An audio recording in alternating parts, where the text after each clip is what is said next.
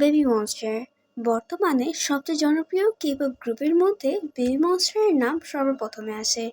কারা তারা? তাদের ফ্যান্ডমের নাম কি? তাদের অফিসিয়াল কালার কি? তারা কোন এন্টারটেনমেন্টের বা এখন পর্যন্ত কয়টি গান তারা রিলিজ করেছেন? আজকের ভিডিওটিতে আমরা বেবি মনস্টার সম্পর্কে বেসিক কিছু ধারণা সম্পর্কে জানবো।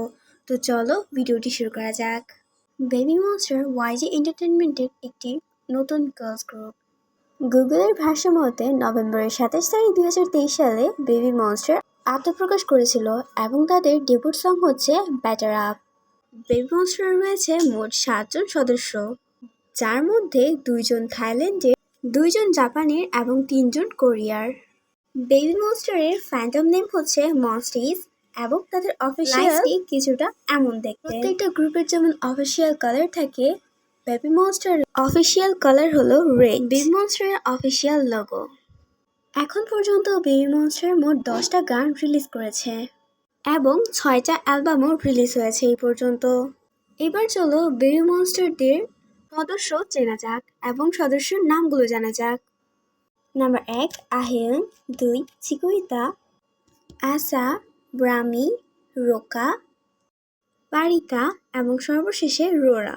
এবার চলো জানা যাক কোন মেম্বার কোন দেশ থেকে এসেছে, মানে তার কোন দেশ থেকে বিলং করে।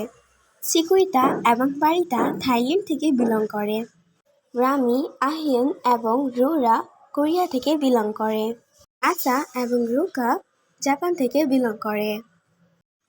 বেবি মনস্টারের অফিসিয়াল ইউটিউব চ্যানেলে এখন পর্যন্ত মোট 8.35 মিলিয়ন সাবস্ক্রাইবার আছে এবং তাদের টিকটক অ্যাকাউন্টে 8.7 মিলিয়ন ফলোয়ার্স আছে।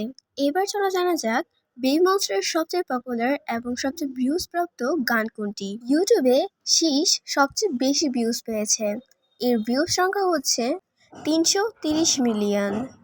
বেবি মনস্টার এখন পর্যন্ত অনেকগুলো গান রিলিজ করেছে এবং তারা অনেকগুলো গানে পারফরমেন্সও করেছে, কভার করেছে গানগুলো। তার মধ্যে উল্লেখযোগ্য হচ্ছে আই এম দ্য বেস্ট 2NT1-এর গান এবং ব্ল্যাকপিঙ্কের অসংখ্য গানে তারা পারফরমেন্স করেছে এখন পর্যন্ত। ব্ল্যাকপিঙ্ক লিসা এবং জেনি তাদেরকে ট্রেনও করেছিল ডান্স এবং সিঙ্গিংয়ের জন্য। তো আজকের ভিডিওটা এই পর্যন্তই। আপনারা যদি চান তাহলে আমি এই ভিডিওটির পার্ট 2 আনতে পারবো।